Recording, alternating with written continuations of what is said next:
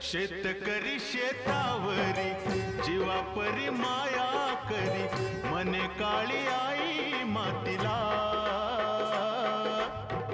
आनंदान काळी आई भरभरून त्याला दे, डोईवर हात धरिला. विश्रांतीचं करूया, राबूया जाऊया शेताला. चढ घामाचं पाण्याचं प्रेमाचं शिंपूया शेता.